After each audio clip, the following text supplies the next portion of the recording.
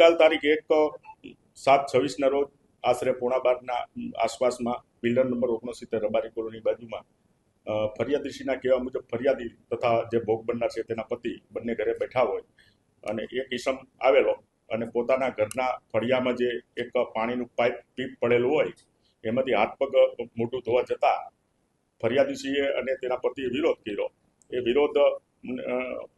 ઝઘડામાં પરિણમ્યો અને ઝઘડાના અંતે ફરિયાદી છે, આરોપી છે, એને મૃતકને છરીના ઘા માર્યા 2 થી 3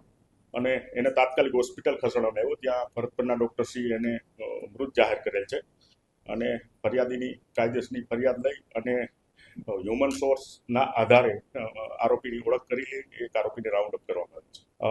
ફરિયાદીશ્રીના કહેવા પ્રમાણે આરોપી અવારનવાર એના ઘરની સામે ઓટલો છે ત્યાં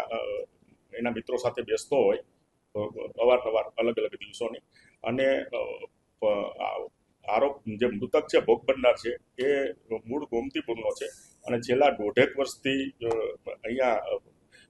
અમરાઈવાડી ખાતે રહેતો હોય ભાડાના મકાનમાં. મૃતકનું નામ છે કિશનભાઈ અને જે છૂટક મજૂરીનું કામ કરે છે, લારી ચલાવે છે અને છૂટક મજૂરીનું કામ કરે છે.